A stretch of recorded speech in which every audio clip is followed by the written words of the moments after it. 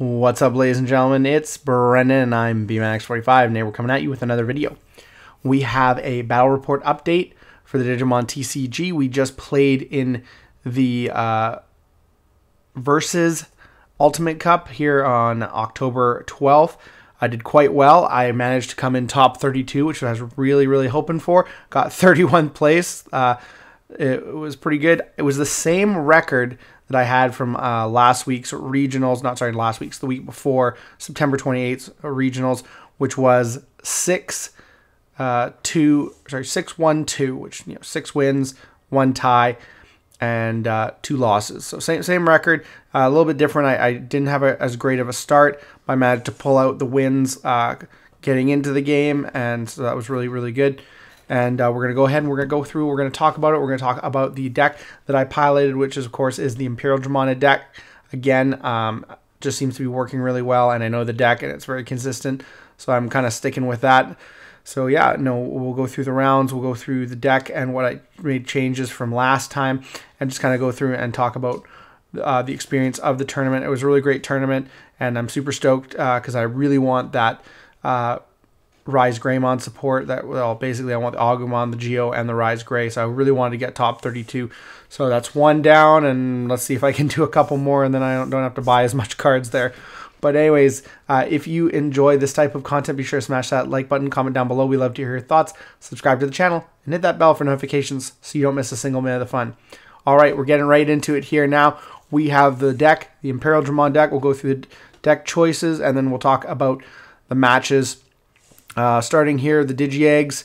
It's just 4 Demi-V draws, 1 Demi-V plus 1,000. I was thinking about doing 2 of the plus 1,000 and 4 of the draws. It just doesn't come up in anything. Even in the mirror match, it really just doesn't come up that I really want to attack over something. I have another way to gain DP in the deck too, so that's fine. I just want to keep going and digivolving and doing better plays, so I really just kind of feel like it's not necessary. Yeah, the Demi-V, I feel like having 5 eggs is good, but it really doesn't matter. If you draw this, fine. This is just better, but this is still good. So I just feel like I don't need the 2-3 ratio. I think the 4-1 is just fine. And I did like that. It didn't really come up that it was ever really bad, like I needed to draw or I needed 1,000. So I'm just going to keep it that way. I'm really liking that. Onto our main line, we have our Vmons, Searcher Vmon and Searcher Wormmon. You need 4 copies. There's no 2 ways about that. They have your end of turn DNA. The Vmon that has the non-once per turn inheritable draw and lets you reduce Digivolution cost by 1 if you have a Tamer on the board. I really like this at 2. I really like it at 2. I don't like it at 4 because if you don't get a Tamer, it's not doing anything for you. The draw power is really nice. You get a lot of draw power in the deck, so I mean it is very nice. I wouldn't say it's the most important thing. You have other cards that'll let you draw. And again, that not having a Tamer makes it really hard when you get this card in your hand. So I would leave that at 2. The thing you could do is I'm also playing one of the BT16 Vmon, which basically lets you gain a memory whenever you play or digivolve on a green Digimon or something with a free trait. So he's nice because if you play him or you slide him out of the raising and then you maybe plop down something with the Davis Ken Tamer, or you just play something, or you just digivolve something before you digivolve on him, you basically reduce the cost because you gain a memory. I do also like him because your turn you get plus 2,000 inheritable. So I mean, I was playing 2 of this guy, but I decided that I needed a different card, so I cut it down to 1. I say it was the perfect number. I saw this a lot, and it had some good times with its main ability. The plus 2,000 again never really came up, and I did have a mirror match. So I would just rather just have 1 of this card. I think it's a good card, but I like it at 1. I might put it back to 2 at some point, but right now I think I like it there. And that's because I like my Wormmon lineup. I cut one of the promo Wormmons So it's a searcher, but one of the things that kind of sucks about it is it only gives you a dual colored card. and a Ken, so less likely to get a hit off of it. And also sometimes in the last tournament I was doing that one first because I had 2 in my hand. I had one of the regular searchers, and I do this one first, and I would hit the XV and the Stingmon and miss it, and then the next searcher would go off and it would search me the other guy, so you'd never know when it was good and when it was bad. So I like one of it because it's a 9th end of turn Digivolve. It's okay to put in the back and you don't care about it because you have that end of turn DNA Digivolve. So I do like one of it, and it does search out a dual colored card. So if you don't really have to worry about pieces, it just gives you more stuff as well. So I cut one of, I was running 2, I cut 1, I like it at 1. And I'm playing the Wormmon from BT16 again because just being able to Digivolve from your trash, especially if you don't have one of your pieces, especially if you play this card for free, to being able to Digivolve for 1 on your Stingmon or your XV is super good, and I think it's very important. So I do like that. Onto the champions, you gotta play 4 of this. You gotta play 4 of the piercing Stingmon and the ones that gain memory when you DNA Digivolve. That's a no-brainer. I cut one of the XVs because Lydramon is just too good. One of the last games I lost at the Carta Magica Regionals, I lost because I couldn't get my blue piece. I had too many greens and had no blue pieces. He gave me like 6 memory, and I still couldn't pull off the Pyoja with everything in my hand except for I was short 1 blue. So this guy doubles as a blue or green. So even though you don't get a cool inheritable like draw 1, piercing, or jamming, he does get you into your guy who will then suspend stuff. And then they can't unsuspend and he potentially be really good for you. If you do go jamming, then you can make him your green guy. So he is still really, really good. So I do like him at 1. I don't want to play 2, I don't think, because you don't get your ability, and you do get Armor Purge, and you play a lot of VMons. Like you play 7 VMons, and you play 6 Wormmons. So about half and half. So most of the time you will only be Digivolving for 2. It never really happens. And then of course 2 of the 3 cost drop Stingmon. Really, really good. Use them when you have to, but other than that, I mean 2 is fine. I wouldn't say. But I do definitely like the Lydramon at 1, and I'm glad I cut the 1 XV. Because this card I never really want to see anyways. It doesn't give you memory. I never attack with jamming. No, it's just bad. Pyoldramon lineup, solid. Wouldn't change a thing. I like having 7. In fact, I would have 8 if we had another partition one, honestly. But 7 is a perfect number. New addition to the deck, Hexablow. I cut one of the Imperial Dramon starter decks for Hexablow. You only need 1 Imperial Dramon Dragon mode to go for the OTK potential. I mean, so I do feel 1 is enough. Hexablow is just so strong in this deck. Trashes your opponent's stuff, stops your opponent from attacking. I locked out a Levia player from being able to do anything against me for turn after turn after turn. So it was really, really good. And then the fact that you can put a Tamer, one of your opponent's Tamers on the bottom of the deck, can be very detrimental to them. They can't attack. They can't suspend as long as you have more sources, which you should because you're playing a DNA Digivolve deck. And it's got Security Plus 1 and the new Ice-Clad keyword that lets you attack over their stuff. So that's really, really good. So 1 of that is a beauty. It doesn't go with all your effects in the deck, but it is a really good card, and it really helps you win certain matchups. So yeah, we've dropped that. We kept that at 2. You need this. This is the more important one. This is, like I said, this is the win more. This is the OTK card. If you've got the memory and the cards in your hand and you're ready to go, you just do it. Then we have 2 fighter mode. Wouldn't change that. I like the 1 Imperial Dramon from BT12. He comes up consistently, so I really do like that. And sometimes you don't want to play this because you know your opponent's going to be able to get around it and you don't want to lose 4 memory. You can play this. You can still send something away. You can potentially put a dragon mode back in your hand to use for the fighter mode and just kind of bait out your opponent. Plus, this clears more things on the board. This only clears 1 thing. So I do really recommend that the 2-1 ratio on this is perfect. 1 paladin mode, he comes up sometimes. He's there, he's nice. Sometimes he can get you game. You only need 1. Tamer lineup, that'll never change. 2 and 4 is perfect. We have the hidden potential discovered. We don't play Hammer Spark because we don't have the room. And the HPD is just so much more important to me. And then we were running 3 progenitors. This is what we dropped the... what was it? This is what we dropped the other VMon for. We dropped our rookies by 1 from 14 to 13, which is still a lot of rookies.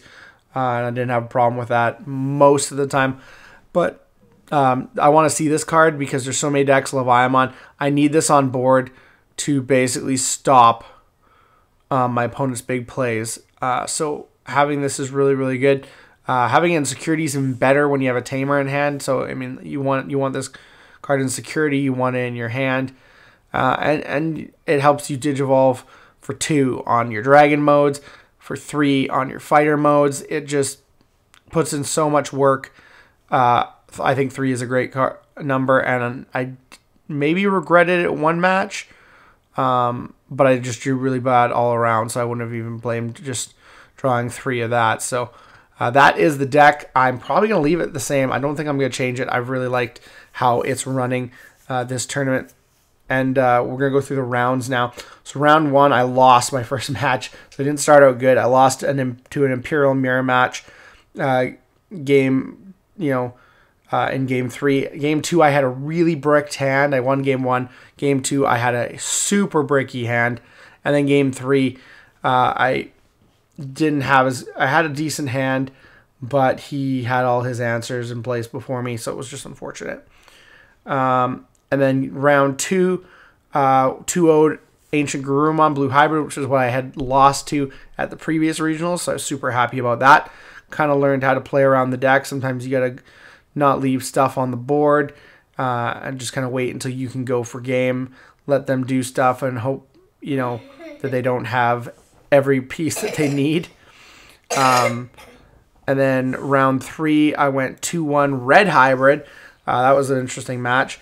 Beat him with seconds to spare. Like, we were in overtime, and I literally had 10 seconds to declare 4 attacks. I was like, attack with Pyoldramon, unsuspend, check, attack another one, unsuspend, then attack with attack with fighter mode, unsuspend, attack for game. It just over and over again. And luckily the player didn't try to slow pace me. He was very good, honest player. He knew I had the game, and he wasn't going to be petty about it and try to run out the clock, which is something some people try to do to get better scores. And it just you're not really doing anything because you're just ruining your day and somebody else's day. So to that player, I am super impressed and thank you very much. Round 4, I went 2-0 against Omnimon DNA. I played this out like a champ. I had no idea what I was doing. Hadn't played the deck. I kind of basically figured out that if I was going to attack, he was going to force me into attack so he could play the Omnimon. So I had to set up the perfect play with Fire Mode Ace. I had 2 of them in my hand, so I was able to Fire Mode Ace, clear his board, then continue my attacks and stuff like that.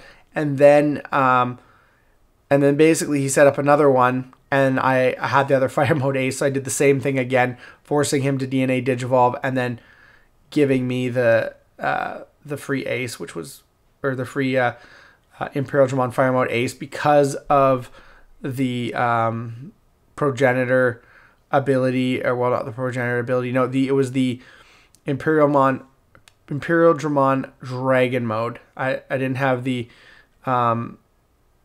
progenitor, but I had the Dragon mode, the BT16 one. So when they Digivolved by their effect, I was able to stop it both times, and that got me the game. That took us a lot of time. That took us 40 minutes of the match, just because we were both going back. We had to call a judge because I wasn't sure how this worked, and but he was very polite, very nice about it. So that was really great, and we were able to get through the game in a really quick fashion. Just had to go through all the effects, and and just kind of spend some time on the cards.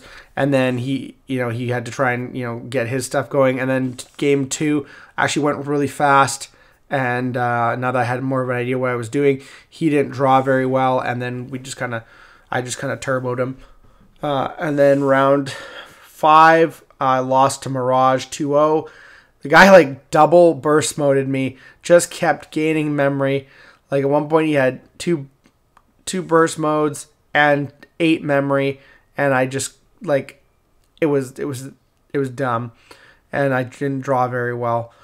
Round 6, so that was my second defeat. So at that point I'm like, okay, and that's round 5. So we have 4 more rounds. I was like, I need to win basically all of my other rounds, if not tie 1, because I knew I got 24th place last time with 6 wins, a tie, and 2 losses. So I figured probably not gonna bubble. The small chance, but a very small chance that I'd bubble out if I win all the other ones. Okay, so then around 7, I went 2-0 against Ancient Garurumon Blue Hybrid again. Just drew really well, and I'm having have more experience against the deck. Sorry, round 7. Round 6 was a no-show. My opponent never showed in round 6, so I got a free win and did some cleanup around the house. Round 7, 2-0 the Ancient Garurumon player. So I was feeling really good at that point because I had my two losses, but I had 2 rounds to go, and I had 5 wins. So I figured if I really tried hard, I could do this. Round 8, I tied to Lavaya. Very slow games. We were in game 3 when it ended, but I think I might have won the match had we continued. He could have won too. It was anyone's game, but I was in a really good place, and I had a lot of good cards in hand, so I felt decent about how things were going. And then and it was just slow play really. He slow played a lot. At one point in time, I was letting him slow play because I wasn't sure I could beat him. So I was kind of like, I'm not going to say anything because I was like, I don't know if I can beat him. So if he's going to slow play, I'm just going to let him run us into time because I had the win. I had the win. So I could have probably played faster. I might have been able to win. But at that point, the tie was good for me because I knew if I could win the last match, I could get top 32, and that's what I cared about. So round 9 came, and we went, and I luckily faced Blue Hybrid again. Kind of a weird, more pure Blue Hybrid. It was definitely a weird build. It was kind of cool, but I was able to 2-0 it. I drew very well. I thought I was going to lose game 1, but then I kind of made a comeback in game 2. I just dominated the board, and he just bricked really hard. So yeah, it was 9 rounds, really long. 31st place, so I got to get that new Ultimate Cup support. And hey, if you go over here, we go over to the Ultimate Cup page here, we can see, so I'll get the Koromon, the 2 event packs, Agumon, Geogray, and Rise Gray. So there we go. There's the guys right there. I'm getting all 4 of those cards. Looking really good. I'm really excited, really happy about it because I want these for my collection. If I would have been able to get higher, like I would have had to get 8th place to get the next thing, so I wouldn't have got that even if I would have got one more win. No, if I'd got one more win, I potentially could have gotten in top 8. It's weird how it works and stuff like that. It would if one of my losses had been a win and the tie had been, and I had a lost tie, I could have potentially come in top 8. Either that or just bubbled out. So I probably would have had to win 2 in order to get that, especially with my first match being a loss. So yeah, and it wasn't even a really good loss because the player was playing a really weird Imperial Dramon deck, and I just kind of felt like I lost because my hands were worse. So I don't know if he stayed very much in the day past that. But yeah, that was my experience. That's the deck. That's the battle report, guys. Tell me what you guys think. Do you think I made the right choices here? Do you think anything I could change would be better? Or do you think I have the deck running at kind of that optimal functionality that's really going to help me get through these tournaments? And all really now I can do is test more and to make myself aware and just know all the different problems that I can come up against. But let me know, guys, down below. Looks like that's all the time we have for this video. Thank you very much for tuning in, and we hope to see you in the next video. And as always, have a wonderful day. And that is all for now, folks.